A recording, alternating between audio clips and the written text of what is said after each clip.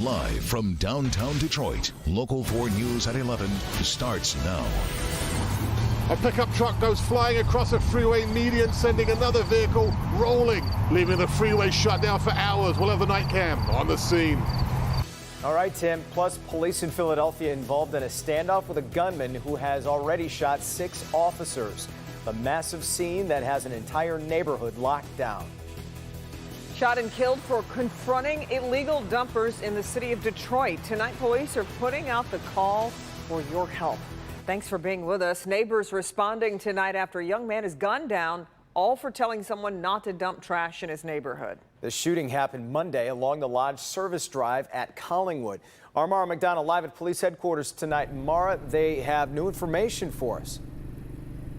Jace, they do, and for starters, they've got a description on the pickup truck these guys were in. Police saying that it is a white U-Haul pickup truck, and there's more.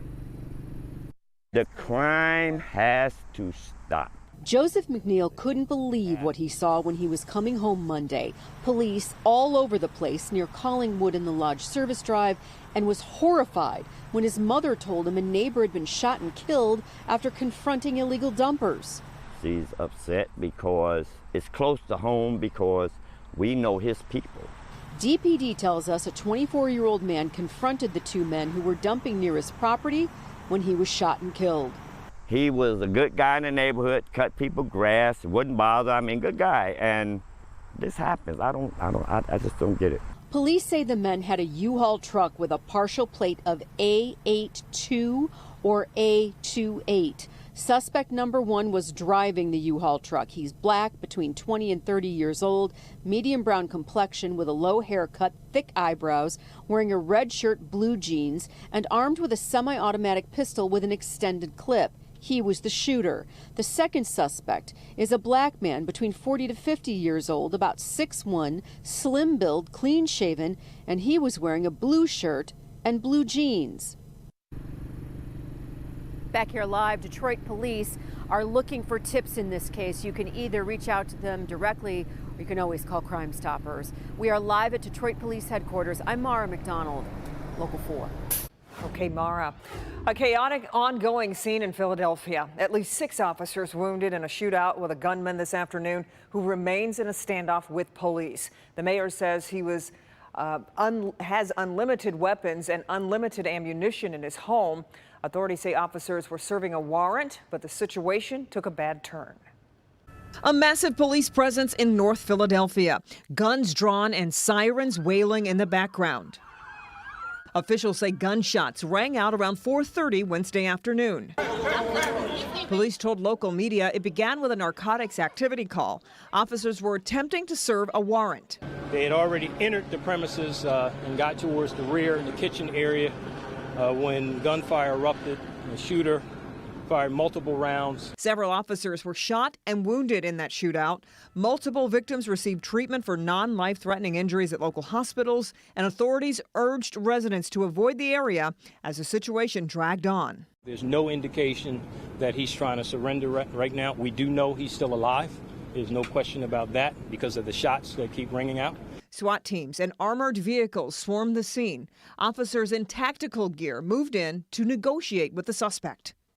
And all 6 police officers wounded have since been released from the hospital. Again, the gunman remains in a standoff with police. We will bring you any new developments both during this newscast and at clickondetroit.com. I-94 at 12 Mile Road reopening just minutes ago after a violent crash involving multiple cars shut down the freeway for most of the night. Tim Pamplin at this scene with the night cam. Tim. State police have had 94 eastbound between 12 Mile and Little Mac shut down most of the evening after this pickup truck crossed over the median, crashed into the median wall, and then into another vehicle, a Nissan SUV, sending that rolling down the freeway several hundred yards. We've got a second camera. There you go, second position set up. You can see that SUV with 2 occupants of this blue vehicle got out, non-life-threatening injuries at the hospital. So back out here, accident investigators reconstructing this accident. The driver of that pickup truck severely injured, in critical condition right now after he loses control, careens across the median into oncoming traffic. That is the scene along 94 at 12 Mile with a night cam. Tim Pamplin, Local 4. Okay, Tim. Well, another comfortable night across Metro Detroit, but this break from the humidity won't last long. No, it will not. Ben is tracking changes moving in over the next few days. Hey, Ben.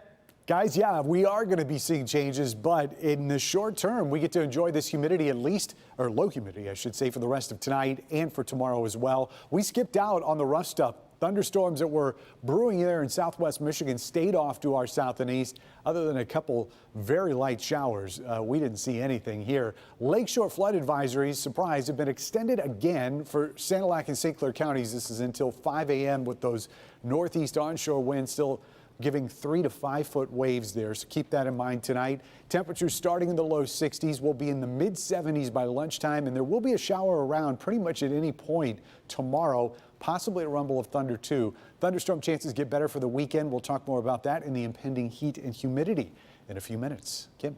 Okay, Ben. Governor Gretchen Whitmer is calling for the director of the Michigan Department of Civil Rights to resign after making objectifying remarks about a woman. Whitmer says Augustin Arbulu will no longer participate in her cabinet meetings as well. The government adds if the director refuses to step down, the Civil Rights Commission should fire him immediately. The director has since been reprimanded for his actions.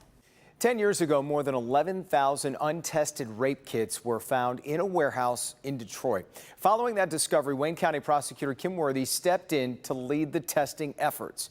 Today, all of the 11,137 have been tested, helping identify 824 suspected serial sex offenders. The testing has also led to 152 investigations, resulting in 197 convictions.